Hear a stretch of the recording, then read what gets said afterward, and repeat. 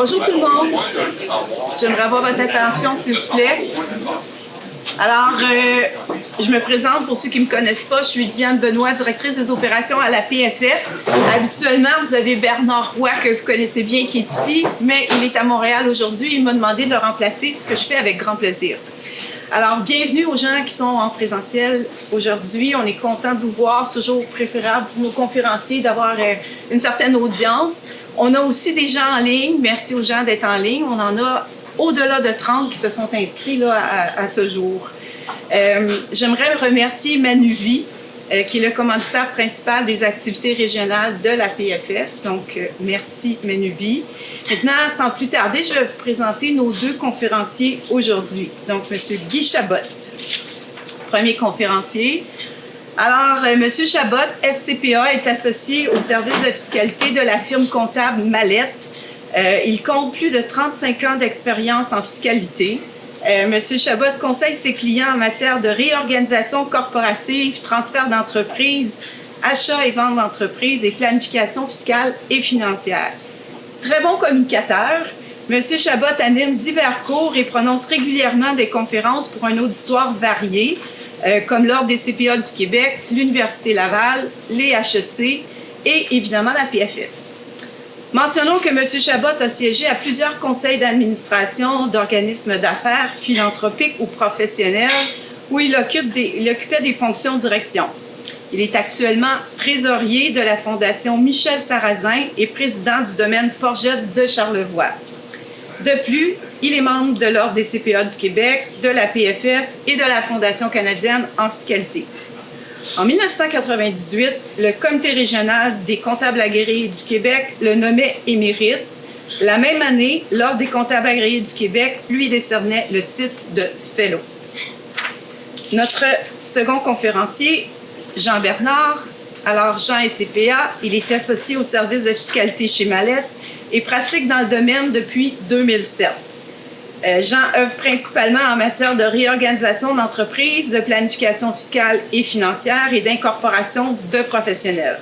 Il conseille une clientèle variée de grandes et petites entreprises œuvrant dans divers secteurs d'activité. Jean est animateur de cours en fiscalité pour l'Ordre des CPA du Québec depuis 2011. Il est aussi membre du comité du stratège, merci Jean, et du comité organisateur des activités régionales de Québec de la PFF. Alors, messieurs, la parole est à vous. Merci, Mme Benoît. Bonjour tout le monde, bonjour. Vous savez, quand on doit s'absenter du bureau puis qu'on confie des tâches à d'autres personnes, on se fie à ces personnes-là. Donc, il y avait une personne au bureau, j'avais demandé de reviser la présentation, puis la personne l'a revisée. Mais si vous voyez à l'écran, la première page, il y a déjà une coquille. Alors, évidemment, je ne veux pas nommer la personne qui était responsable de reviser. La personne a dit, bien, moi, j'avais commencé à reviser après la table des matières. Donc, je ne le nommerai pas parce qu'il est à côté de moi, je ne peux pas le nommer. Mais il reste qu'on est en 2024. Hein? Vous avez bien constaté qu'on est en 2024. Donc, ça va être corrigé dans la version officielle de la présentation. On a 1 heure, alors on va essayer d'aller rondement parce qu'évidemment, il y a pas mal de matériel. Donc, vous avez un petit peu le compte-rendu. Quand on en a parlé, Jean et moi, blague à part, là, on a dit, bien là, évidemment, il y a plusieurs sujets, puis il y en a un peut-être qui attire plus l'attention, c'est l'impact, la nouvelle impact en fait, des modifications qui ont été apportées à l'impôt minimum de remplacement. Donc, ça aura des incidences évidentes là, sur la philanthropie. Puis tantôt, vous allez voir des exemples concrets où est-ce que vous allez voir l'impact monétaire, dans le fond, que ça va représenter en 2024. Donc, alors, je passe la table des matières rapidement c'est toujours intéressant de montrer qu'on a un peu de culture. Donc, la philanthropie, ça vient d'un mot grec qui signifie, c'est formé des mots grecs philos, amoureux, et... Non, je ne sais pas. Et anthropos, le genre humain. Donc, un philanthrope, c'est quelqu'un qui cherche à améliorer, dans le fond, le sort de ses semblables. Donc, c'est un peu ça. Puis j'imagine que si vous êtes ici, c'est parce que vous êtes même des philanthropes ou vous avez des clients peut-être qui sont intéressés par la philanthropie. Si vous voulez vraiment approfondir votre connaissance du secteur puis voir qu'est-ce qui se fait au Québec, au Canada, en matière de philanthropie. Toujours intéressant. Tantôt, Mme Benoît disait que j'étais à la Fondation Michel Sarrazin et aussi au domaine Forget. Mais lorsqu'on vient pour tenter d'aller chercher de l'argent chez des mécènes ou chez des donateurs, bien, c'est toujours intéressant de connaître les profils de ces gens-là. Alors, évidemment, je ne veux pas faire un cours sur, si on va sur l'autre, je ne veux pas faire un cours sur, dans le fond, c'est qui le public cible pour aller chercher des sous pour différentes causes. Là. Mais je vous invite, si vous avez un intérêt, à aller lire le document qui s'appelle « Tendances, études sur les tendances en philanthropie au Québec en 2020 ». C'est un document que vous trouvez sur Internet. Très, très, très bien documenté. Et juste pour vous donner un petit exemple, ici, on voit des statistiques. C'est juste une petite page, dans le fond, qu'on trouve là-dedans, où est-ce qu'on voit justement les différentes générations. Alors, les matures, probablement dont je fais partie, les baby boomers, les X, les Y, puis les Z. Alors, c'est quoi leur tendance? Alors, c'est intéressant de voir qu'au Canada, les matures, 71 ont fait des dons. Les baby boomers, 64, les X, 50, les Y, 57, puis les Z, 42. Donc, ça va en décroissant. C'est un peu normal, je penserais. Mais quand on regarde au Québec, on a 62, on a 58, on a 47, donc ça suit. Mais là, on arrive avec les Y, les autres, on a 59. Alors, ils donnent plus que, dans le fond, au Canada pour cette génération-là. Toujours dans le même document, si on regarde les secteurs, effectivement, qui sont privilégiés, alors lorsque vous êtes dans le domaine de la santé, de la pauvreté, du soutien social, communautaire, c'est des causes plus faciles à vendre que si vous êtes dans l'art et la culture. Alors ici, dans le fond, encore une fois, c'est tiré du document. Quand on regarde les différents secteurs privilégiés par soit les matures, les baby boomers, les X, les Y ou les Z, on voit que la santé, à gauche, là, la santé, c'est un secteur privilégié. Avec mes yeux, j'ai de la misère à voir le deuxième. Enfance et jeunesse, services communautaires, la pauvreté et l'exclusion sociale. Donc ça, c'est des thématiques qui sont très privilégiées. Puis, comme on voit, pour des particuliers, là, art et culture, on ne retrouve pas tellement ça dans les cibles. Par contre, si on va dans les entreprises, vous avez ici deux slides, une pour la grande entreprise puis une pour la petite entreprise. On voit les secteurs privilégiés, on voit un peu l'évolution entre 2013 et 2018. Mais vous voyez encore une fois que santé, éducation, lutte pour la pauvreté, tout ça, c'est des thématiques très, très prisées. Mais ici, par contre, on voit art et culture. Donc, les entreprises sont peut-être plus enclins à faire des dons à titre de mécène pour les arts et les cultures. Donc, ça, c'est pour les grandes entreprises. Puis, vous avez un peu un même tableau pour les PME qui va suivre. Alors, c'est un peu, vous voyez, les mêmes secteurs qui sont pas mal privilégiés. Donc, je voulais juste vous introduire un petit peu ce document-là. C'est un document très, très intéressant si vous avez l'occasion d'aller le consulter, si vous êtes intéressé par la chose philanthropique. Donc, je vous invite à regarder cela. Les dons planifiés. Oui, Jean. Donc, oui, on va essayer de... On est des fiscalistes, fait qu'on a l'humour qu'on a. Alors, on va essayer de parsemer notre présentation de quelques petits mots d'humour. Donc, c'est au moment de payer ses impôts qu'on s'aperçoit qu'on n'a pas les moyens de s'offrir l'argent qu'on gagne. OK, bien, il va y en avoir d'autres tantôt, alors on va... Donc, qu'est-ce qu'un don planifié? En fait, on va parler de ça. On va parler d'un don. Un don planifié, ça fait l'objet d'une planification financière, fiscale et successorale. Ça tient compte, évidemment, ça doit tenir compte du contexte personnel, familial et fiscal du donateur. Ça va refléter les désirs et les objectifs philanthropiques du donateur. Et ce don-là, il peut être immédiat au futur. Alors, il y a différents véhicules, il y a différents mécanismes qui peuvent s'adresser à un donateur qui veut faire un don dans l'immédiat ou quelqu'un d'autre qui veut planifier pour faire un don pour le futur. Pourquoi faire un don planifié? Les causes sont multiples. Lorsqu'on approche des gens pour faire des dons, alors il y en a, c'est parce qu'ils veulent faire un don significatif pour laisser quelque chose à la collectivité, avoir un impact positif sur la communauté, donner en retour de ce qu'ils ont reçu, être passionné par une cause. Quand tu es à Sarrazin, là, je vous le dis, là, les gens concernés parce que des gens sont venus mourir à Sarrazin, bien, c'est des gens qui sont maintenant plus aptes, pas aptes, mais plus susceptibles d'être des donateurs à cette cause-là. Maximiser les avantages fiscaux liés aux dons. Maximiser les avantages fiscaux, c'est toujours relatif parce qu'on ne s'enrichit pas à faire un don de charité. Si on fait un don, on s'appauvrit financièrement, mais on gagne au niveau humain, on gagne, mais au niveau financier, on ne fera jamais d'argent à faire un don. Par contre, il y a des mécanismes qui vont faire en sorte que peut-être que le coût après impôt de ton don, bien, il peut varier. Si tu es à un taux marginal le plus élevé, tu donnes 100 $, tu sauves 53,3 %. Donc, ça t'en coûte 47 % ton don. On va parler tantôt des actions accréditées. Quand tu donnes 100 $, bien, peut-être que ton don va te coûter 2 $. Puis entre les deux, il y a toutes sortes de choses. Quand on va parler tantôt des dons de titres cotés à la bourse, les dons de police d'assurance, alors ton taux, mettons, de coût après impôt peut varier à n'importe où entre 2 et 47 % dans le fond. Alors, ça dépend des véhicules qu'on va utiliser. Donc, notre présentation va porter effectivement sur les différentes formes. Un don en argent, je ne pense pas qu'on va s'élaborer trop là-dessus. On va plutôt parler des dons testamentaires, des dons de produits d'assurance-vie, les dons de titres cotés à la bourse et les dons d'actions accréditées. Ça, c'est l'ordre qu'on s'était donné, mais on va le changer un petit peu pour justement pouvoir avoir l'occasion de vous parler des impacts de l'impôt minimum de remplacement. Donc, on va escamoter une thématique pour pouvoir adresser tout ça à l'intérieur du temps qui nous est imparti dans 1 heure.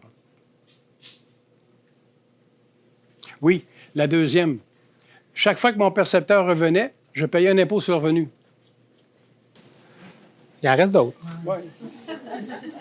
Donc, vous comprenez que moi, j'ai révisé la présentation, j'ai laissé Guy faire les blagues. Donc, on va aller maintenant, cette fois-ci, Guy vous parlait qu'effectivement, on ne s'enrichit pas à faire un don de charité, mais on veut essayer quand même d'en récupérer le plus possible, parce que si on a la philanthropie à cœur, on va en donner le plus possible. Donc, moins ça coûte cher de faire un don, plus on va être incité à en faire davantage. Donc, c'est intéressant de savoir quels sont les impacts fiscaux de faire un don de charité, de voir. Avant de parler des stratégies, on va revenir à la base et un peu s'assurer que tout le monde est à la même place au niveau des différents avantages fiscaux. Lorsque le don est effectué par un particulier, bien, comme vous savez, c'est un crédit d'impôt qui est octroyé, un crédit d'impôt non remboursable qui est octroyé aux particuliers, et le taux de ce crédit-là va être influencé par 2 choses. Tout d'abord, le premier 200 $ de don de charité va donner droit à un crédit d'impôt de 15 % au fédéral et de 20 % au Québec. Et là, pour simplifier la présentation, là, vous allez comprendre que je vais m'attarder au taux d'impôt fédéral avant de parler de l'abattement. Je ne ferai pas la distinction à chaque fois, donc suivez-moi dans ça. Faites le réflexe maintenant, complétez avec l'abattement de votre côté. Donc, le premier 200 $ donne un crédit d'impôt de 15 % au fédéral et de 20 % au Québec. Par la suite, l'excédent du premier 200 $, mais là, cette fois-ci, on va regarder quel est le revenu imposable du donateur. Parce que si le donateur n'a pas un revenu imposable qui vient chercher le seuil au-delà duquel le taux marginal supérieur s'applique, par exemple 126 000 en 2024 pour le Québec ou 246 752 au fédéral. Donc, si le contribuable n'a pas atteint ces seuils de revenus-là, bien, l'excédent du premier 200 $ va donner droit à un crédit d'impôt de 29 % au fédéral et de 24 % au Québec. Par contre, si l'individu a une portion de son revenu qui est assujettie au taux marginal supérieur, mais là, à ce moment-là, le crédit d'impôt pour don peut aller jusqu'à 33 % au fédéral et 25,75 % au Québec, dans la mesure où il y a une portion de son revenu qui est assujettie au taux marginal supérieur, jusqu'à concurrence, évidemment, du solde total des dons qui ont été faits. Donc, illustrons ça par un exemple simple. J'ai un individu qui gagne 250 000 $, donc assujetti au taux marginal supérieur au Québec largement et une petite partie de 3 000 et des poussières au fédéral. Supposons qu'il donne 20 000 $ de dons, bien, le premier 200 $, comme je vous dis, va donner un crédit d'impôt 15 au fédéral et 20 au Québec. Pour l'excédent, au Québec, clairement, on est au-delà du taux marginal supérieur et l'excédent du revenu imposable sur le seuil du taux marginal supérieur dépasse largement ce qui nous reste de dons. Donc, tout le crédit d'impôt de dons au Québec va être au taux de 25,75 %. Alors qu'au fédéral, j'ai seulement 3 000 et des poussières dans mon exemple de revenus qui est assujetti au taux marginal supérieur. Donc, il va seulement avoir 3 000 et des poussières de mon don qui va donner droit au crédit d'impôt de 33 % et l'excédent, juste évidemment, à part la première partie du premier 200, l'excédent va être au taux de 29 %. Par contre, ce n'est pas tous les dollars de dons qui donnent droit à 100 % du crédit d'impôt. Au fédéral, il existe une limite qui correspond à 75 % du revenu net.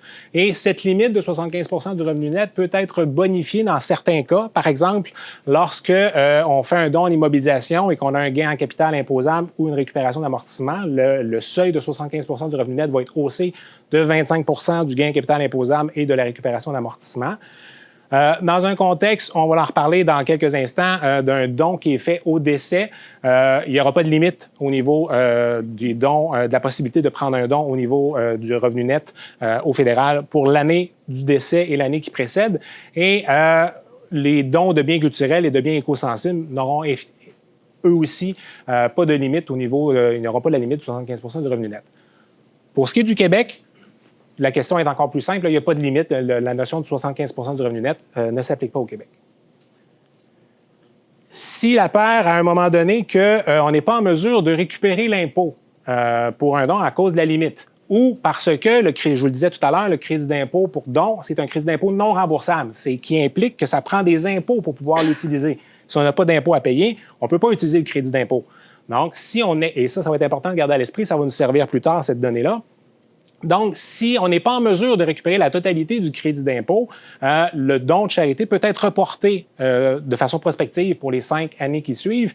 Et dans le cas de biens écosensibles au fédéral, ce report-là peut aller jusqu'à 10 ans. Il existe des particularités lorsque le don est fait dans un contexte de décès, puis on va voir 2 cas de figure. Le premier cas, c'est le don qui est fait par le défunt, et le deuxième cas, c'est le don qui est fait par la succession. Donc, lorsque le don est fait par le défunt, il y a 2 changements par rapport à la règle générale dont je viens de vous parler. Dans un premier temps, on va pouvoir utiliser le don dans l'année du décès et l'année précédente.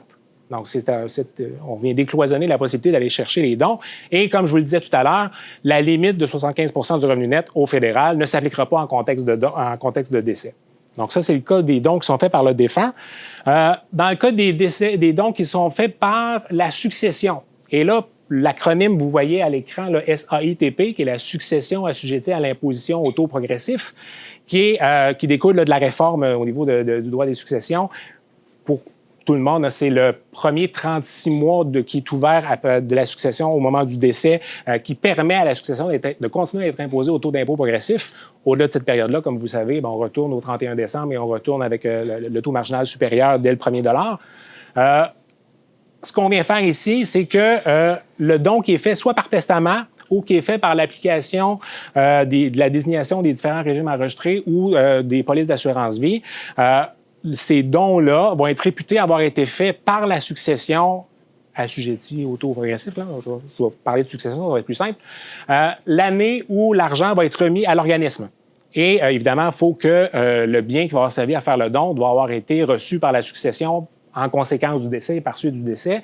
Et ça nous permettra à ce moment-là de faire une belle possibilité pour les liquidateurs parce qu'ils peuvent décider, lorsque la succession effectue un don, d'utiliser ce don-là ça donne un crédit d'impôt, au même titre que pour le particulier, mais on peut utiliser ce crédit d'impôt-là soit dans l'année de la succession, dans l'année où elle a effectué le don, ou dans n'importe quelle année qui précède, et on peut même aller jusqu'à l'année du décès, la déclaration finale de l'année du décès, ou l'année qui précède.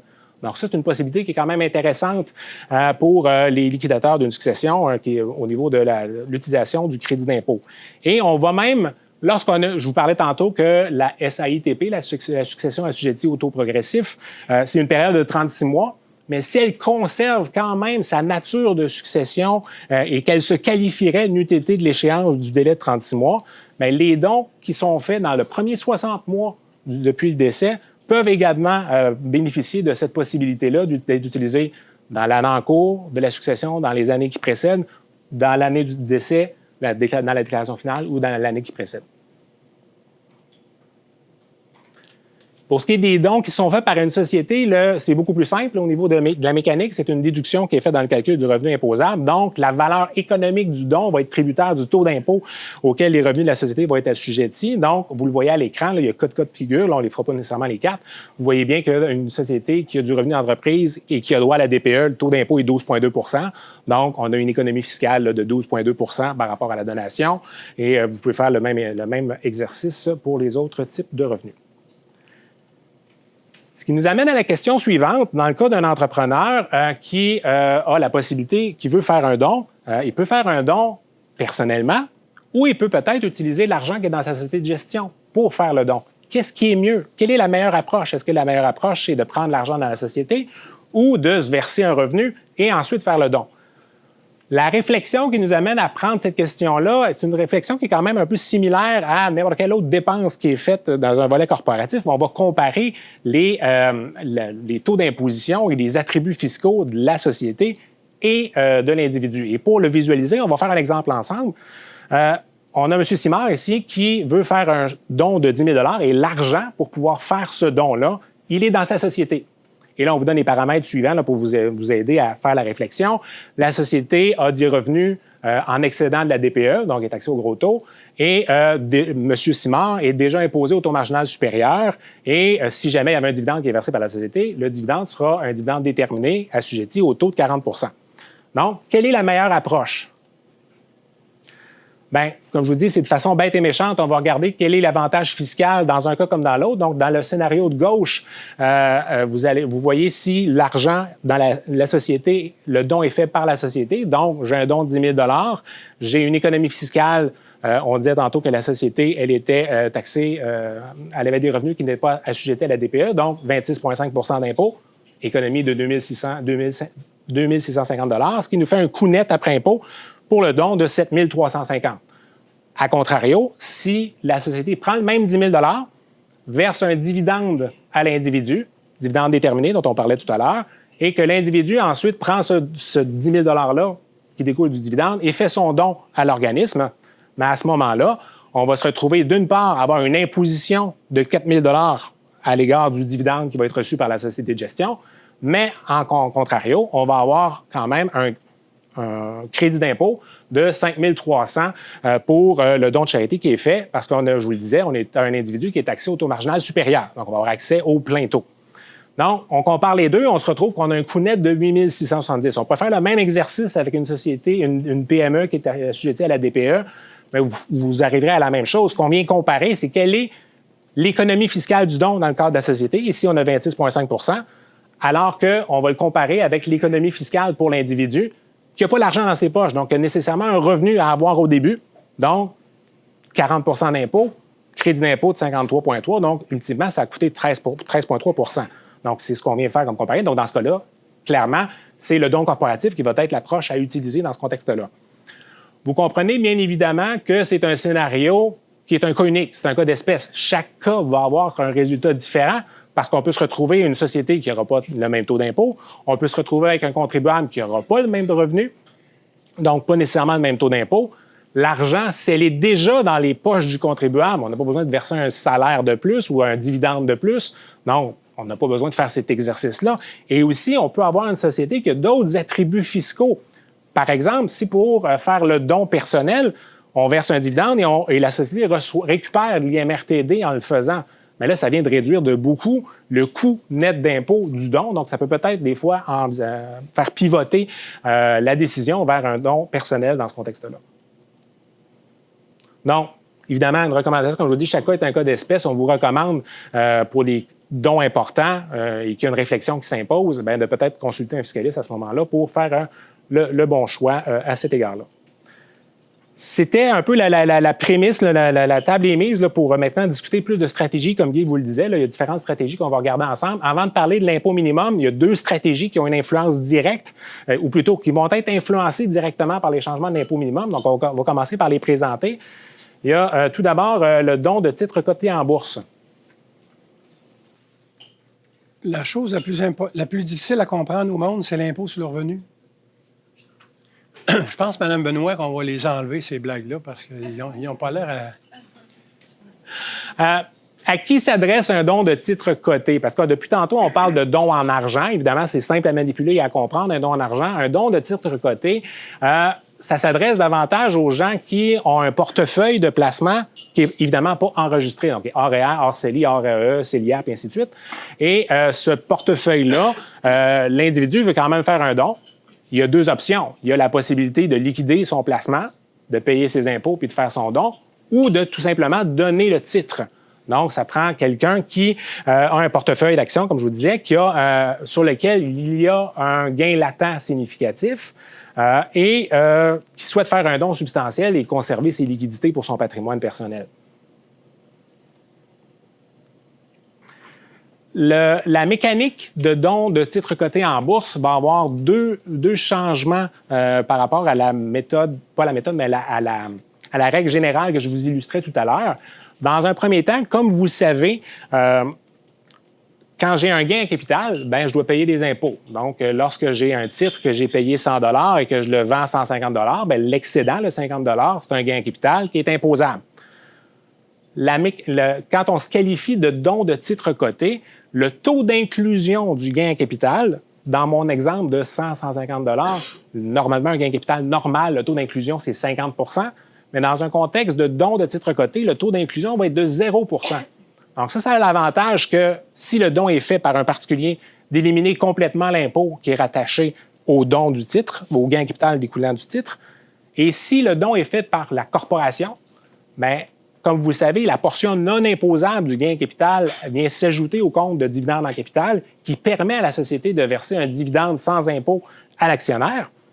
Mais ici, en ayant un taux d'inclusion de 0 %, ça implique que la totalité du gain en capital vient s'ajouter au compte de dividende en capital. Donc, en plus de ne pas avoir d'impôt corporatif lié au don de titres cotés, ça permet à la société d'avoir la possibilité de verser un plus grand montant de dividendes sans impôt à son actionnaire. Donc, c'est vraiment deux avantages intéressants. Et pour déterminer la valeur du don, bien, c'est évidemment un reçu de charité qui va être émis à la valeur marchande du titre coté, plutôt qu'évidemment un montant en argent. Donc, faisons peut-être un petit exemple rapide, là, juste pour vous illustrer les deux situations. Donc, supposons que j'ai un particulier qui a un placement en action coté d'une valeur de 100 000 $ et un coût fiscal de 60 000 $. Il veut faire un don de 100 000 $ à un organisme quelconque. Il a deux options devant lui, soit de vendre son placement sur le marché et de prendre le 100 000 $ et faire le don, ou de prendre le titre coté et de le remettre à l'organisme, qui est l'organisme, lui, le monnaiera pour pouvoir avoir son argent. Donc, la section de gauche vous présente le résultat en contexte de vente du bien au marché et ensuite de don en argent. Donc, on peut le faire rapidement ensemble, là. Donc, on a un gain capital qui est l'équivalent à 40 000 $, qui est 100 000 moins 60. On a la moitié qui est imposable, donc 20 000 $. Et donc un impôt de, grosso modo, 10 000 $ au taux marginal supérieur. Mais en revanche, on a un crédit d'impôt de 100 000 $ fois le taux d'impôt. Prenons encore une fois au taux marginal supérieur, ça donne à peu près 53 000 $. Donc, ça nous donne un coût net du don qui est fait en contexte en argent de 57 000 $. À contrario, si on faisait plutôt un don direct du titre, bien, comme je disais tout à l'heure, le gain en capital, le taux d'inclusion est de 0, donc il n'y a aucun impôt rattaché au gain en capital de 40 000 $. On a tout simplement la possibilité d'avoir accès au total crédit d'impôt de 53 000 $ dans cet exemple-là. Donc, on aurait un coût, cette fois-ci, de 46 700 $. Donc, ce qui est beaucoup plus avantageux pour ce contribuable-là. On a ici le même exercice si on faisait le don par la société qui faisait le don plutôt que l'individu. Je ne repasserai pas chaque ligne avec vous, mais peut-être juste illustrer les deux petites différences. Vous voyez bien là, dans le bas que la société, si elle faisait la vente du titre au marché et faisait un don en argent, elle réaliserait un gain en capital de 20 000 $, de 40 000, donc 20 imposables. Donc, il y a 20 000 $ qui vont dans le compte de dividende en capital. Donc, on aurait la possibilité de verser un dividende sans impôt à l'actionnaire de 20 000. Si on faisait un don de titre coté, le même 40 000 $ de gain en capital, cette fois-ci, comme il est aucunement imposable avec un taux d'inclusion de 0, bien, il viendrait en totalité s'ajouter au compte de CDC. Donc, en plus que vous voyez vers le bas que le coût net, dans le cas du don du titre, il est de 49 830 comparativement à 59 864. Ça, c'est uniquement la mathématique de l'imposition et du crédit pour don. Mais en plus, en ayant l'approche d'avoir fait un don par la société, le fait d'avoir un gain capital, un ajout au CDC de 40 000 plutôt que de 20 000, bien, ça permet à la société de verser un dividende de 20 000 sans impôt, alors qu'en Ontario, ça aurait été un dividende qui aurait été imposable. Donc, si on le monnaie au taux marginal supérieur pour un dividende ordinaire de 48 %, donc en plus de l'avantage, on se retrouverait à avoir une économie supplémentaire de 9 600 $ rattachée à cet élément-là. Oui?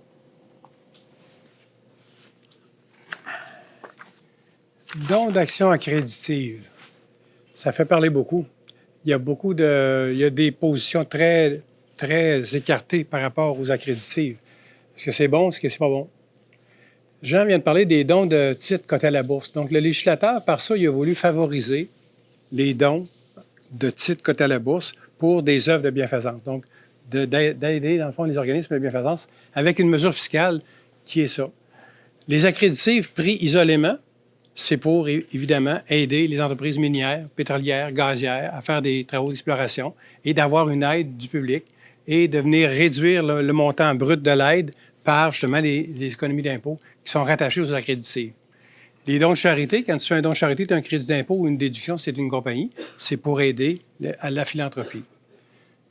C'est quoi le produit qui est véhiculé quand on parle d'action accréditive? C'est un produit qui vient tout simplement mixer deux choses ensemble. Les accréditives puis le don de charité. Est-ce que c'est bon? Est-ce que c'est pas bon? Moi, la première fois que je l'ai entendu parler, c'est en 2013. Comme bien d'autres, j'étais sceptique. Ça va-tu marcher, tout ça? Parce qu'on te promet que ton 100$ de don va te coûter 2$. Je regarde ça. Je reçois les décisions anticipées. Je lis les décisions anticipées qui ont été rendues là-dessus. C'est pas pire. Puis là, bien, je suis dans la philanthropie un petit peu. Ça fait que là, j'ai des gens qui ont donné aux organismes dans lesquels je suis concerné. Il y a des clients qui ont donné aussi par des actions accréditives. Et force est d'admettre que ce qui est promis est rendu aussi. Là. Force est d'admettre que quand tu fais le rapport d'impôt, là, bien, si tu as acheté pour 250 000 d'accréditive, puis qu'on te dit, dans le fond, que ça va permettre de donner 100 000 à un organisme de charité, et que ton coût net de ton 250 000 va être 2 000, mettons, là, ça marche. Ça marche. Alors, évidemment, on peut prétendre que, dans le fond, les accréditives, c'est une affaire en soi, c'est un placement, puis tu regardes ton placement, puis c'est un placement, puis mêle pas ça avec le don de charité. Peut-être. Mais c'est pareil comme si tu dis, je peux aller à l'épicerie puis acheter de la sauce pour mettre sur des frites. Je peux acheter des patates frites, puis je peux acheter du fromage en grains. Je peux les acheter isolément. Mais quand je vais chez Ashton, moi, je m'achète une poussine. Je m'achète un produit qui comprend tout ça. Puis c'est ça que je viens acheter. Quand tu achètes du Pertree, tu achètes un produit qui est packagé d'avance. Okay? Il y a des paramètres à respecter, puis les paramètres à 24, tantôt Jean vous en parlez, ça risque d'être... En tout cas, il va y avoir un effet très important. Mais jusqu'en 23, là, dans le fond, ce qu'il te promettait, c'était livré. Alors, évidemment, avec les considérations qu'il y a là, il fallait vraiment que tu aies un profil particulier pour pouvoir bénéficier de tout ça. Parce que pour pouvoir bénéficier vraiment de toute cette économie-là, il y a des règles au pouce. Si tu veux, par exemple, faire un don de 100 000 à un organisme de bienfaisance, il faut que tu achètes 1 pour 3. Donc, 300 000, 250, 260, 300 000 d'accréditives. Allons-y pour 1 pour 3. Donc, si tu veux qu'il atterrisse 100 000 dans l'œuvre de charité, il faut que tu en achètes pour 300 000. Donc, ça prend un profil de quelqu'un qui a de la liquidité. Deuxièmement, quand tu viens pour déduire 300 000 d'accréditives, là, tu as une panoplie d'avantages. Puis en plus, tu as ton 100 000 de dons. Là, tu as une panoplie d'avantages fiscaux. La déduction de tes 300 000 d'accréditives, il faut que tu aies le revenu pour absorber ça au taux marginal. Parce que si tu veux avoir le 2 en bas de ligne, il faut que tu sois au marginal. Donc, ça te prend quelque chose pour absorber 300 000. Ça te prend quelque chose pour absorber ton crédit d'impôt à l'investissement qui t'est envoyé. Ça te prend quelque chose pour absorber ton impôt sur ton crédit d'impôt pour don de charité. Ça te prend du revenu pour peut-être éviter d'avoir de l'impôt minimum. Et là, ton ratio, il est peut-être de 1 pour... Moi, je disais tout le temps 1 pour 8, 1 pour 9. Les gens de Pertree me disent c'est plus 1 pour 10. 100 000, 1 million. Dans ma tête à moi, c'est peut-être plus 900 000, mais bon. Ça dépend évidemment de la combinaison de tes revenus. 100 000 de dons qui correspondraient, mettons, à 8 900 000 de revenus. Si tu as du salaire à 100 ça peut aller. Si tu es en dividende et en gain de capital, cette combinaison-là peut faire en sorte que...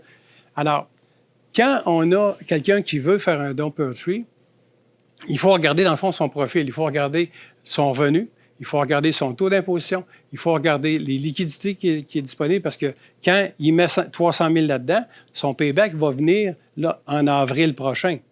Puis il risque d'avoir un petit délai. L'expérience démontre que quand tu viens pour une première fois dans ta vie demander 100 000 de dons de charité, puis que tu le fais par électronique, bien là, tu n'envoies pas tes reçus de charité. Fait que là, tu as une lettre du ministère qui dit bien, envoie-moi donc tes reçus de charité, envoie-moi donc la preuve de des accréditives. Mais mis à part ce petit délai-là, tout tombe. Alors, c'est un produit que tu achètes, puis c'est bon pour les minières, c'est bon pour les organismes de bienfaisance. Oui, c'est vrai que c'est bon pour Pertree, parce que quand tu regardes, mettons, comment circule l'argent, il s'en paye des frais là-dedans. Mais finalement, ton 300 000 que tu as mis là-dedans, il va t'en revenir 280 quelques mille. Là. Alors, ce qui est promis est réalisé.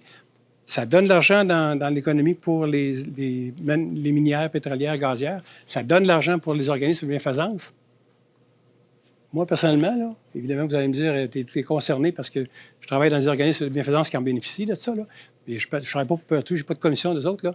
Puis moi, je vous dis, pourquoi se priver de ce produit-là? Il est packagé. Tu le sais que quand tu achètes ça, là, le lendemain, tu revends tes accréditives à 52, 53, 54 de leur valeur. C'est sûr, c'est toi qui se donne tous les avantages fiscaux. Alors, par la suite, c'est revendu. Puis c'est déjà prévu d'avance. Tu n'as pas à te casser la tête. J'achète des accréditives, comment je vais les revendre sur le marché? Non, c'est tout packagé. C'est un produit. Alors, si vous le voyez comme ça, c'est quelque chose d'intéressant. Si tu as ce profil-là, de revenus, de taux d'imposition, de liquidité, puis évidemment d'avoir des revenus pour éviter l'impôt minimum, si tu fais un don unique ou si tu fais un don récurrent ou si tu... évidemment, la contrepartie de ça, bien, le montant que tu mets là-dedans, il ne te procure pas de rendement. Il faut que tu fasses, mettons, abstraction du fait que si tu as un 300 000 qui va te revenir un an après, en avril, bien là, tu n'auras pas le rendement là-dessus. Mais si tu comprends cette mécanique-là, c'est un produit qui, jusqu'en 2023, est intéressant puis fonctionnel. En 2024, avec l'impôt minimum, oups, parce que les premiers commentaires que j'ai de ça, c'est que ton ratio de 1 pour 8 ou 9 ou 10 va peut-être passer à 1 pour 14, 1 pour 15. Ça va changer la donne. Alors, on vous parle d'action accréditive, mais peut-être qu'en 24, ça va être moins sexy. Ou en tout cas, ça va privilégier une couche d'investisseurs ou de donateurs, parce que finalement, en bout de ligne, c'est des gens qui veulent donner, là, peut-être qu'il va être encore plus restreint. Jean. Merci, Guy. Guy l'a bien abordé, l'a bien introduit. Oh, excuse-moi, oui. il y avait... Tantôt, on en a parlé. Ça, c'est une copie du Journal du Québec. Don de charité avantageux pour Véronique Cloutier, Pierre Fitzgibbon puis Pierre Boivin. On parlait de quoi? Des accréditives. C'est des accréditives qu'ils ont achetés. Fait que c'est pas des choses qui se font dans des salles en catimini, dans une salle obscure, là, puis tu n'en parles pas à personne. Là. Guy l'a bien introduit. Là, on pourrait se poser la question pourquoi on va parler d'impôt minimum dans un contexte d'une conférence sur les avantages fiscaux de la philanthropie. C'est que maintenant, on a des nouvelles règles du jeu qui vont s'appliquer en 2024 et s'il y a une chose que je veux que vous reteniez dans tout ce qu'on va dire, c'est que les réflexes qu'on avait avant 2024 sont à mettre aux poubelles et il faut s'en rebâtir des nouveaux. Parce que, on va voir, on va faire 3 exemples ensemble, 3 situations qui ne sont pas saugrenues, qui peuvent se rencontrer dans la vraie vie, qui étaient 3 contribuables qui n'auraient pas été affectés par l'impôt minimum dans les anciennes règles. Et vous allez voir, certains de ces 3 cas-là vont peut-être être assujettis à l'impôt minimum. Avant d'aller dans le détail, juste prendre quelques secondes, un petit rappel, c'est quoi l'impôt minimum? La philosophie en arrière de ça, de la part du législateur, c'est que lorsqu'on a un contribuable qui a un revenu net élevé, on s'attend à ce qu'il paie une certaine part d'impôt. Lorsque le contribuable en question utilise certaines déductions et attributs fiscaux qui font en sorte que malgré son revenu élevé, il se retrouve à payer peu ou pas d'impôt, il y a un élément au niveau de politique fiscale que le législateur voulait aménager. Donc, il est venu introduire cette mesure-là pour faire payer un certain minimum. Donc, tout le monde dans la salle, là, incluant ceux qui sont à l'écran, on fait tous 2 calculs d'impôt en même temps quand on fait nos rapports d'impôt à chaque année. On fait le calcul d'impôt selon les règles de l'impôt régulière que vous connaissez et on fait les calculs selon les règles de l'impôt minimum, qui sont des règles éminemment complexes pour lesquelles on ne rentrera pas dans le détail ce midi, mais qui ont leurs propres règles à elles, qui ont leur propre taux d'impôt, leur propre taux d'inclusion de différents types de revenus et de dépenses et leur propre crédit d'impôt au niveau d'exemption de base. Lorsqu'on fait ces 2 calculs-là, le contribuable paye le plus élevé des 2. Donc, si c'est l'impôt régulier, c'est l'impôt régulier. Si c'est l'impôt minimum, c'est l'impôt minimum. Et l'écart entre l'impôt minimum et l'impôt régulier est remboursable dans les 7 années qui suivent si on se retrouve dans la situation inverse, c'est-à-dire que l'impôt régulier redépasse l'impôt minimum. On va faire des exemples tantôt, là, vous allez plus le visualiser. Mais essentiellement, c'était surtout ça que je voulais que vous reteniez à cet élément-là. Quels sont les grands changements? Là, évidemment, il y en a plein d'autres. Les changements, mais Guy et moi avons isolé peut-être ceux qui nous apparaissent les plus importants en contexte de philanthropie. On parlait tantôt que le taux d'inclusion d'un gain en capital régulier pour les fins de l'impôt régulier, c'est 50 %. Mais selon les anciennes règles de l'impôt minimum, c'était 80 %. Et pour les nouvelles règles applicables à partir du 1er janvier 2024, c'est 100 %. Donc, déjà là, il faut qu'il y ait un premier réflexe qui vienne à l'esprit que des contribuables, c'est pas maintenant cantonné aux gens qui réclament l'exonération du gain capital qu'il va y avoir de l'impôt minimum. Il faut changer ce réflexe-là. On est dans un nouveau paradigme. Et On parlait tantôt des 2 stratégies, dont l'accréditive ou dont de titre coté. Bien, je vous disais tout à l'heure que le taux d'inclusion d'un gain capital pour un titre coté, il était de 0 selon l'impôt régulier. C'est toujours le cas. On ne se dédie pas en 2024. Par contre, au niveau de l'impôt minimum, il n'y avait pas de changement. C'était encore 0 selon les anciennes règles. Mais comme vous le voyez à l'écran, maintenant, c'est 30 %. Donc, un contribuable qui utilise la méthode de don de titre peut se retrouver à être assujetti à l'impôt minimum en raison du choix de cette stratégie-là. Donc, dans le mécanisme de réflexion, de planification du don planifié, c'est un élément maintenant qu'il faut garder en tête et qu'il faut intégrer dans notre analyse. Et je vous dirais peut-être l'autre gros élément qui va avoir une influence, hormis le taux qui a changé puis la hausse du seuil d'exonération, c'est les crédits d'impôt, le taux des crédits d'impôt aux fins de l'impôt minimum. Donc, si j'ai 100 $ de crédit d'impôt pour don de charité selon les règles de l'impôt régulière, selon les règles de l'impôt minimum antérieur, il n'y avait pas d'ajustement. Maintenant, plusieurs dépenses et crédits d'impôt pour les fins des calculs du revenu selon l'impôt minimum en 2024 sont maintenant comptabilisés à 50 %. Donc, j'avais un crédit d'impôt et là, je viens de perdre la moitié de sa valeur économique. Donc, quand je vous disais tantôt que l'assujettissement à l'impôt minimum, c'est lorsque mon impôt calculé selon les règles de l'impôt minimum dépasse le calcul selon les règles régulières, bien, la combinaison de ces différents facteurs-là peut peut-être faire en sorte que des contribuables qui, selon les anciennes règles, n'auraient pas eu, l'impôt minimum aurait resté inférieur à l'impôt régulier, mais avec la combinaison de ces changements-là, on se retrouve dans un contexte où on aurait plutôt un impôt régulier qui serait inférieur à l'impôt minimum. 3 petites situations pour l'illustrer. Je vais passer quand même rapidement, le temps file. Première chose, on a un individu qui a quand même pas si saugrenu, un revenu d'emploi important de 500 000 $ et qui a utilisé la stratégie de don de titre coté. Donc, il avait des titres cotés d'une valeur de 200 000 $ pour lesquels il y avait un coût de 50 000, donc un gain latent de 150 000. Et gardons ça, encore une fois, simple, on ne s'est pas enfargé avec l'abattement, on a pris les tables d'impôt et de déduction de 2024. Donc, si vous regardez maintenant le calcul, les 2 premières colonnes, c'est l'impôt régulier, selon les règles fédérales et les règles du Québec. Et les 2 colonnes de droite, c'est selon maintenant les nouvelles règles d'impôt minimum. Et je tiens à vous rappeler, comme je disais tantôt, ce contribuable-là, s'il avait eu ces paramètres-là en 2023, il n'y aurait pas eu d'assujettissement à l'impôt minimum. Et là, on voit ici, je ne descendrai pas ligne par ligne, là, mais vous voyez que si je fais encore l'exercice de dire le plus élevé des 2, bien, on a la chance de voir que dans ce cas-ci, j'ai effectivement 72 000, par exemple, au fédéral d'impôt régulier, comparativement à 42 000 d'impôt minimum. Bon, parfait. Ça, c'est un des contribuables qui, lui non plus, ne sera pas affecté par les nouvelles règles d'impôt minimum. Pourquoi?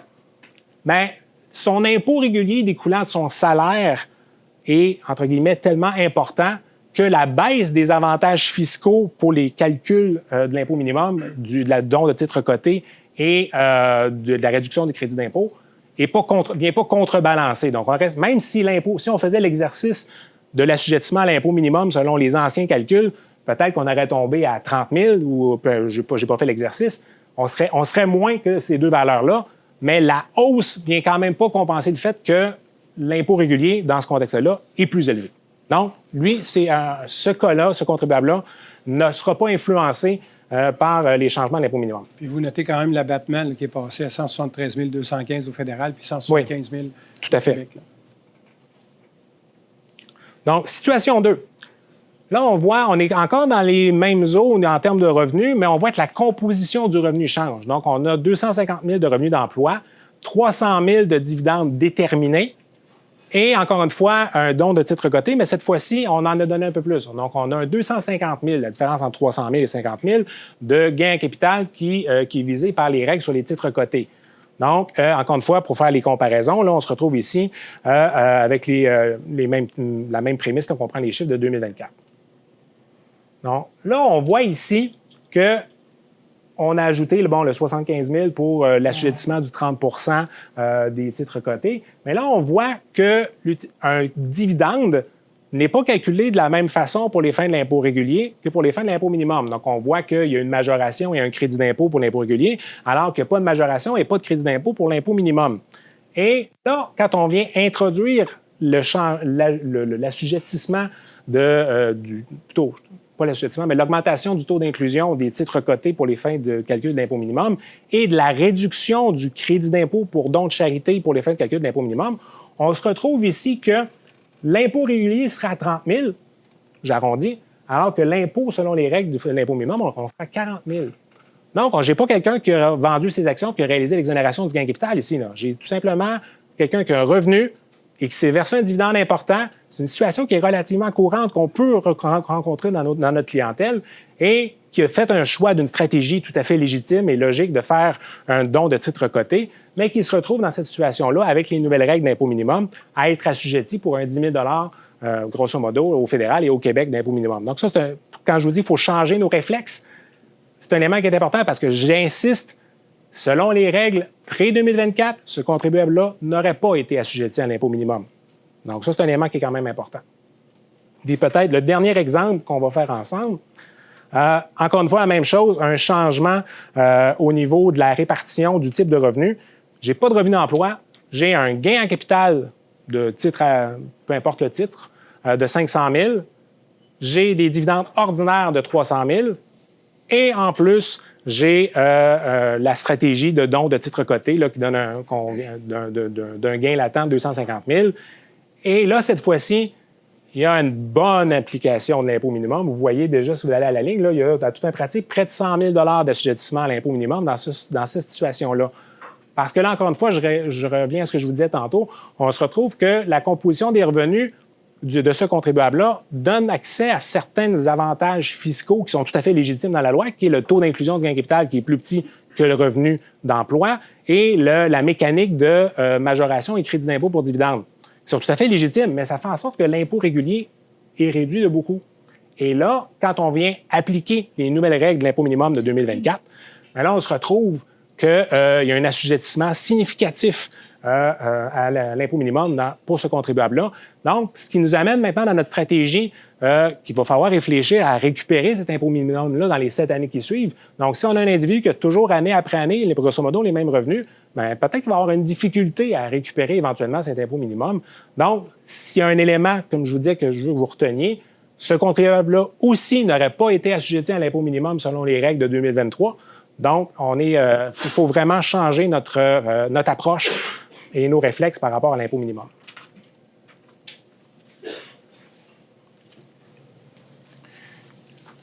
C'est ça, les exemples ici, je peux voir mes chiffres. Okay.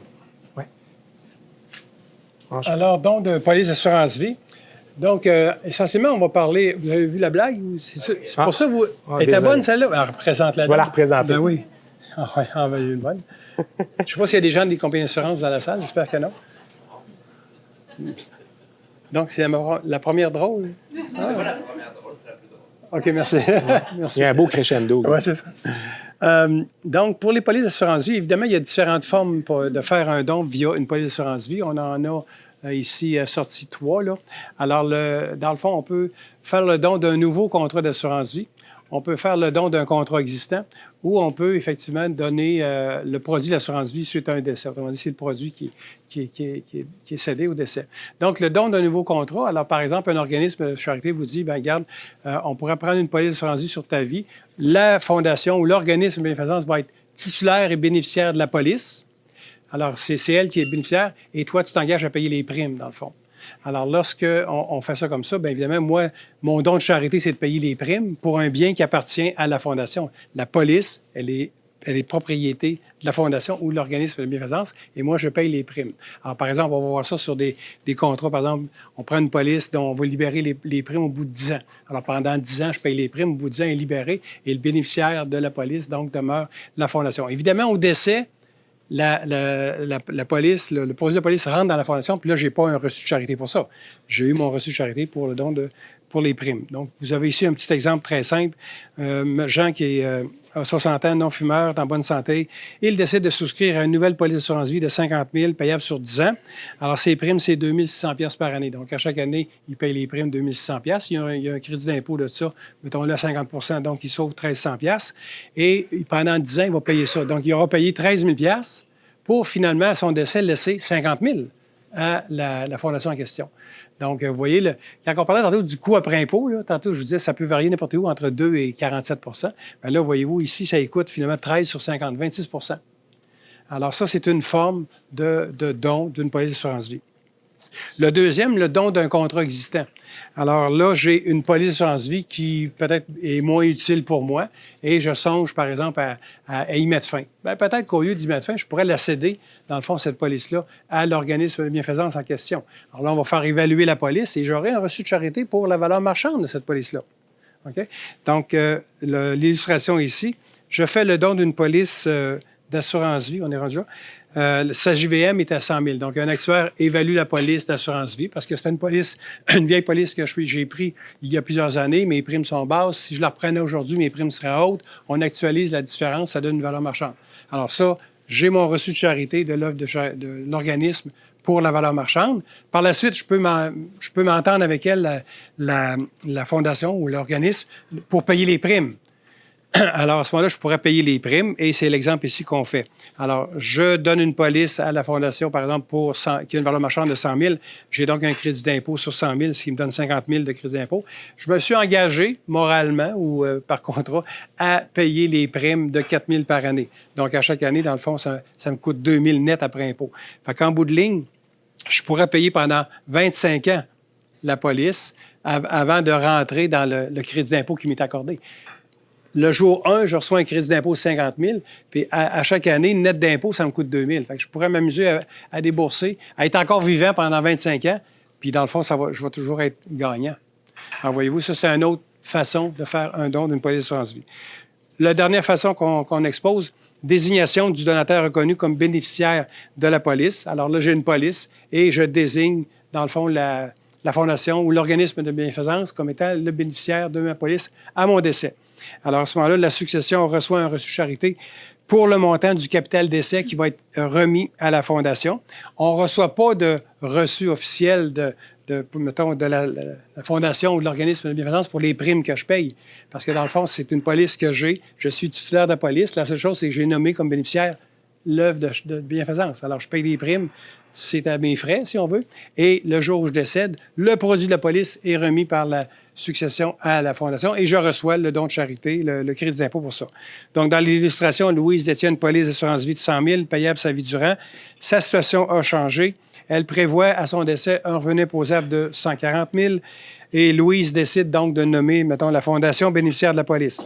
Sa succession va recevoir à ce moment-là, parce que la police est de 100 000, elle va recevoir un reçu de charité de 100 000 et le crédit d'impôt pourrait éliminer par ailleurs ses impôts autrement payables. On dit qu'elle a un revenu imposable de 100 000 à son décès. Ici, dans l'hypothèse, elle aurait 50 000 d'impôts à payer dans cette dernière déclaration d'impôt. Par contre, comme la succession a donné 100 000, on a un crédit d'impôt arrondi à 50 un contre l'autre. Donc, ça veut dire qu'on vient de sauver les impôts pour Louise et ou pour sa succession. Donc, c'est une autre façon, finalement, de faire un don d'une police d'assurance vie. Donc, vous voyez, 3 façons d'y arriver. Ça dépend de quoi? L'analyse doit se faire en considérant tous les facteurs pertinents, la situation familiale, la situation financière, la santé financière, la fiscalité, la santé du donateur, etc. Donc, c'est tous ces paramètres-là qui doivent être analysés pour déterminer lequel, si on veut vraiment faire un don, bien, lequel véhicule est plus approprié. Il en reste une dernière, joke, je pense. Moi, en ce monde, rien n'est ça. Ça, vous la connaissiez déjà, c'est ça. OK. Je vais aller quand même assez rapidement pour les dons testamentaires parce que, comme vous voyez, une litanie là, de différents mécanismes qui, essentiellement, sont des désignations dans le testament selon différents types de formes de legs. C'est pas tant de ça, je pense, qui est l'important de regarder, c'est de voir un peu à la fin quelles conséquences ça peut avoir. Donc, je vais quand même passer rapidement. Là, vous voyez, l'essentiel des dons planifiés sont faits par le volet testamentaire parce que, évidemment, lorsqu'il y a un patrimoine plus important pour faire un don, c'est souvent au moment du décès que la succession aura ce patrimoine-là. Donc, c'est là qu'il y a le plus d'influence au niveau de la réflexion. Donc, il y a plusieurs formes qui peuvent être faites. On en a parlé plusieurs choses, mais l'avantage de retarder la donation significative au décès permet de jouir des liquidités ou jouir du patrimoine du contribuable là, pendant sa vie durant et que c'est à son décès qu'il lègue à la postérité le don à l'organisme de charité. Donc, ça peut être un avantage intéressant. Par contre, il y aura, vous allez voir, c'est un peu ça que je veux qu'on retienne, une petite réflexion à avoir à ce sujet-là. J'y arrive dans un instant. Donc, comme je vous dis, là, je ne passerai pas dans le détail là, les différents legs à titre particulier. Je vais aller tout de suite au dernier point. J'en ai mentionné tout à l'heure, là, quand j'ai parlé des incidences fiscales, le crédit d'impôt pour le don de charité pour l'individu, c'est un crédit d'impôt non remboursable, ce qui implique que ça prend de l'impôt pour en bénéficier. Guy parlait dans son exemple qu'on fait avec le don de l'assurance vie, que la succession va être en mesure de soit utiliser son impôt ou l'impôt dans l'année du décès. Mais si on se retrouve qu'on a un revenu X, Y, Z dans l'année du décès ou dans l'année qui précède et qu'on a moins de revenus dans la succession, mais qu'on se retrouve à faire un très gros don dans la succession, bien, peut-être qu'on laisse de l'argent sur la table parce que peut-être qu'on va se retrouver à avoir un avantage fiscal qui va dépasser l'économie, l'impôt, c'est-à-dire qui est à payer dans toutes ces années-là, soit de la succession ou du contribuable décédé. Donc, c'est une réflexion à avoir. Est-ce que dans certains cas, il y aurait avantage à anticiper une partie du don du vivant l'individu pour pouvoir bénéficier de tous les avantages fiscaux? Puis, on illustre ça par un exemple très simple. On a quelqu'un qui décide de faire un don par son testament de 100 000 et qui avait un revenu imposable dans l'année de son décès de 100 000 et dans l'année qui précède de 40, ce qui fait que le cumul des impôts pour les 2 années, l'année du décès et l'année qui précède, ça donnait 36 000. Donc, si la succession fait le don, comme on parlait tout à l'heure, elle va se retrouver à avoir son crédit d'impôt vraisemblablement au taux marginal supérieur, donc de 53, plutôt, non, pas vrai. Je recommence. On est à 100 000 donc en étant à 100 000 on n'est pas au taux, là, comme je vous disais, c'est le 29 et le 29 après abattement et 24 au Québec, ce qui nous donne un taux de 48. Ceci étant dit, j'ai quand même un avantage fiscal de 48 000 alors que j'ai des impôts avec lesquels je peux l'effacer de seulement 36 000. Donc, je laisse 12 000 sur la table. Donc, peut-être qu'il aurait été préférable, dans un cas comme celui-là, d'anticiper une partie du don pour éviter de perdre certains avantages fiscaux. Je termine rapidement, juste pour vous souligner quelques mesures applicables, des mesures particulières qui sont peut-être moins connues au niveau du Québec. Ça, c'est bon, cette phrase-là, vraiment. On gagne sa vie avec ce qu'on reçoit, mais on la bâtit avec ce qu'on donne. Donc, philosophique. Oui, c'est plus philosophique que drôle. Là. J'ai plus de sourire là que j'en avais tantôt dans ce qui devait être des blagues. C'est bizarre. Alors, vous avez un crédit d'impôt additionnel pour un premier don important en culture. Donc, si on fait un don d'argent à la hauteur de entre 5 et 25 000, on peut bénéficier d'un crédit d'impôt additionnel, un crédit d'impôt non remboursable. Le don, vous voyez à quel genre d'organisme il doit être fait. Des organismes, évidemment, culturels. Mais lorsqu'on fait ce don-là, bien, le don important va donner droit à un crédit d'impôt non remboursable de 25 du montant du don. Concrètement, ça veut dire quoi? Si on prend le tableau qui suit, si je fais un don de 100 000 un don régulier, puis je suis au taux marginal le plus élevé, je vais aller chercher 53 d'économie d'impôt, ça va m'en coûter 46,7 Si, par contre, c'est un don important, un premier don important en culture, qui donne droit, donc, au crédit d'impôt additionnel de 25 la bonification, vous voyez à l'écran. Donc, au 10 000, j'ai mes crédits d'impôt réguliers. S'ajoute à ça le 25 ce qui ramène mon taux, mettons, mon coût net après impôt à 21 de mon premier don important en matière de culture. L'autre, pour le crédit d'impôt additionnel, pour le mécénat culturel, c'est très, très niché, ça aussi, parce que c'est un don qui représente au moins 250 000 Il y a des moyens d'arriver à promettre, dans le fond, 25 000 par année pendant 10 ans, là, mais essentiellement, c'est des dons très important, mais sachez qu'il existe un crédit d'impôt qui est à 30 celui-ci, du montant qui va être fait. Vous avez d'autres avantages aussi pour divers produits culturels au Québec, des déductions de 100 au lieu de 50 sur différents abonnements à des manifestations culturelles, etc. Alors, vous avez ça dans votre document, je passe rapidement. Je termine sur les fonds de dotation. Alors, on a beaucoup de clients maintenant qui ont fait des sous au cours de leur vie et que là, ils nous rencontrent, puis là, ils disent, bien, je pense à mettre en place une fondation. Alors, il y a différentes façons, finalement, de laisser un patrimoine. Alors, oui, on peut créer une fondation à son nom, puis on peut en sortir. J'avais fait une présentation sur ça, comment constituer, dans le fond, un organisme de bienfaisance, fondation privée, fondation publique ou organisme bienfaisance, c'est quoi les tenants et les aboutissants de tout ça. Et j'avais sorti des exemples que vous retrouvez sur le site de l'Agence du revenu du Canada. Alors, il y a des fondations qui existent avec des sommes aussi peu importantes que 200 ou 300 000 dedans. Puis, ça va jusqu'à la Fondation Chagnon qui a 3 milliards ou 2 milliards et demi, je pense, là-dedans. Alors, il y a toutes les façons de voir là, ce genre de création-là. Mais évidemment, si on crée une fondation, si on crée un organisme, on crée une bébite qui est à part, qui va avoir des statuts corporatifs, un conseil d'administration, des réunions, bon, etc. Alors, est-ce que c'est le seul moyen de laisser un patrimoine à notre nom? Non. On peut utiliser, par exemple, les parapluies, j'appellerais, comme Québec Philanthrope ou la Fondation du Québec, Fondation communautaire du Grand Montréal. Et maintenant, vous avez aussi beaucoup d'organismes, mettons, financiers qui ont des fondations. On pense chez Eternel, la Fondation Frontenac, on pense à des banques où est-ce qu'ils ont leur fondation, où tu peux créer, dans le fond, ton fonds de dotation à ton nom et tu donnes les directives quant à l'utilisation de ces fonds-là. Alors, le fonds, les sommes, le capital est préservé et on utilise, par exemple, l'intérêt pour la cause qui vous tient à cœur. Donc, il y a différentes façons de laisser un patrimoine sans nécessairement avoir à créer une organisation comme une vraie fondation. Je termine, je vais dire que je terminais, je termine en vous donnant 2 conseils. J'ai trouvé vraiment ça c'est intéressant. Vous rirez pas, mais je pense que vous allez retirer quelque chose d'intéressant de ces 2 conseils-là de Warren Buffett. Le premier, ma recommandation est que vous laissiez suffisamment aux enfants pour qu'ils puissent tout faire, mais pas assez pour qu'ils ne puissent rien faire. Ça, c'est bon, ça. OK. Et le dernier, il est plus utile de dédier sa fortune à des causes philanthropiques que d'investir dans les portefeuilles d'investissement de ses héritiers. Alors voilà, je crois que ça termine notre présentation. Excusez-nous si on a débordé un petit peu. Est-ce qu'il y a des questions ou...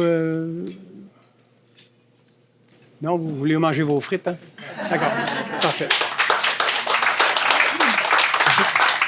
Merci à nos 2 conférenciers pour cette excellente présentation. Vous nous avez fait part des multiples possibilités fiscales là, qui entourent les dons de charité, en plus de nous sensibiliser sur l'importance de la philanthropie au sein de notre société. Merci énormément. J'ai bien aimé les petites blagues. C'était bonne. Je voudrais à nouveau remercier Manuvie, qui est le commanditaire des activités régionales de la PFF. Puis, j'ai des petits messages pour les prochaines activités à venir à Québec. Je vais faire ça rapidement. Donc, notez à votre agenda, le 22 février 2024, il va y avoir une midi-conférence sur le calcul de l'impôt minimum de remplacement. Justement, Jean nous en a parlé. Alors, ça va être dédié à ça avec les conférenciers. Maître Benoît Provencher de BGY et Maître Jean-Benoît Tivierge de PWC. 9 mai 2024, colloque sur la fiscalité internationale des sociétés privées à Québec. Et finalement, le 23 mai 2024, printemps va être arrivé, on va avoir une conférence sur le transfert d'entreprise qui va être suivie d'un cocktail de réseautage. Alors, il va y avoir des conférenciers aussi, là, Jean-Simon Deschênes de l'Anglo Avocat, Richard Quinn de Desjardins et Maxence Joseph Fontuc de CTE Québec. Donc, merci tout le monde. Merci.